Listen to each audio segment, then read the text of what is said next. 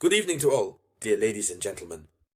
In the international news headlines, nothing is going well in Ukraine. President Volodymyr Zelensky at home. Everything is mixed up. Everything is mixed up. He no longer knows which way to turn. So much. So that he has just dismissed the highest military official in the Soumy region. So, the military governor of Soumy. He has been dismissed. And at the same time, Ukraine has carried out missile strikes in the Kursk region, which has sparked new anger in Russia.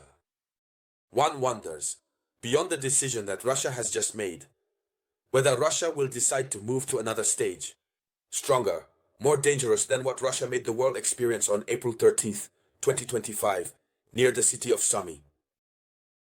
That is to say, Russia is really uncomfortable with what Ukraine continues to do despite the actions Russia took on April 13th. For those who don't know, April 13th will forever be etched in the collective memory as the day Russia sent a good number of NATO officers to eternal rest. You know, on this April 13th, 2025, in a residential area where there was an award ceremony for veterans, those who went to France to fight against Russia in the name of Ukraine. They were being awarded the prize. And Russia was aware of it. Russia struck the location with a Kizil missile. We are informed that it involves about 50 NATO officers from various nationalities and hundreds of Ukrainian unit commanders were sent to rest. Eternal rest. Not to mention the civilians who went to rest. Eternal. So, faced with this situation, Zelensky is overwhelmed.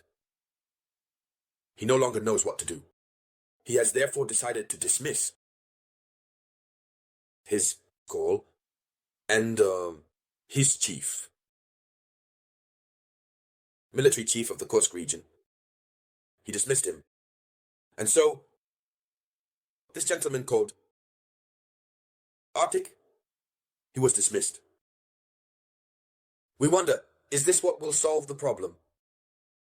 Is it what will be the solution to the problem? The answer is no. So, it is the same gentleman himself who confirms. The governor of the Regional Military Administration of Soumy, Arctic, confirmed that indeed he was relieved of his duties. So, while Ukraine is removing him from his position, Ukraine is sending drones, not missiles, but rather drones, into residential areas in Kursk. Ladies and gentlemen, I ask you to share this video conference. Share it as much as possible. Especially give it a lot of likes. Share the video as much as possible. Don't forget to subscribe for those who haven't yet, because it allows you not to miss our video conferences. So, what's happening? There are massive drone attacks that Ukraine has directed into residential areas in Kursk. That is to say, Ukraine wants to settle its debt, the same thing that Russia did in the residential area. Assumedly, Ukraine wants to settle its debt, wants to do the same thing. However, it's not the same. The residential areas in Kursk are not inhabited or do not house soldiers.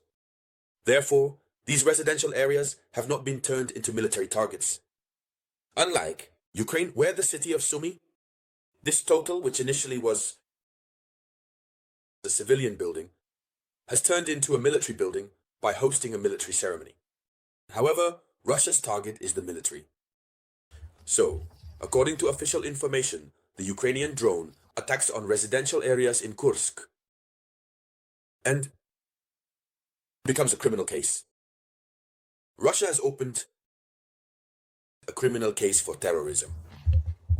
So, there was a drone attack that contributed to the Ukrainian forces targeting areas, at least targeting residential areas in the Russian city of Kursk. Thus, Russia has set up an investigative committee. The Russian investigative committee, which, well, has existed for a long time, has opened a criminal case for terrorist acts, reporting 1 victim and 9 injured, along with significant material damage, allowing for the prosecution of those responsible. So Russia has opened an investigation. It's against the Ukrainians. This means that among the Ukrainians, the chain of command responsible who authorized will be brought before Russian justice. But for the moment, knowing that it is a period of conflict, they are not on Russian territory. How is this going to happen? Russia is accustomed to conducting trials in absentia, meaning they are judged in their absence.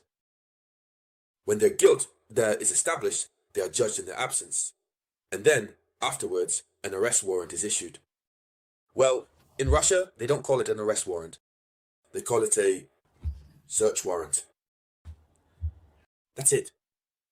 The synonym for an arrest warrant that we have in Western countries. In Russia, they call it a search warrant. So, a search warrant will then be issued against them. And then Russia will start looking for them. And the search is to capture them, alive or dead. What suits them is to catch them alive. If Russia manages to get hold of them alive, they are transported directly to Russia, to one of Russia's prisons, to serve their sentence. And all Westerners trust the Russian justice system. They are afraid. When I say trust, it's in that sense. They are really afraid of the Russian justice system, because once it has made up its mind, it has made up its mind. When the Russian justice system issues a search warrant against you, rest assured that no matter the time, they will get hold of you.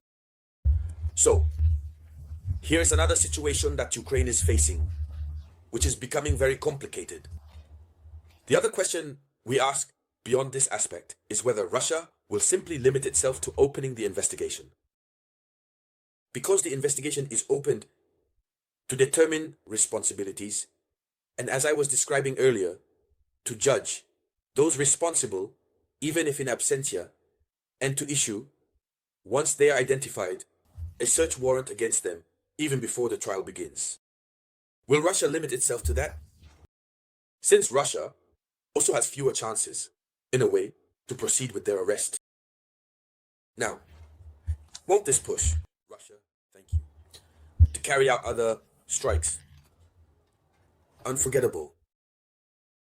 This is the big question that arises. And today, the world is holding its breath. Where a residential area was attacked, a child went to eternal rest, a woman and dozens were injured. Is Russia ready to tolerate we risk seeing? Another April 13th in another city of Ukraine. And so, ladies and gentlemen, on top of all this, as if all this were not enough, the United States of America has just taken a very serious action against Ukraine, but in favor of Russia. We will talk about this in the next video conference. Thank you for sharing this video conference as widely as possible. I will get back to you shortly with new updates. This was the voice of Mr. Thea Robert.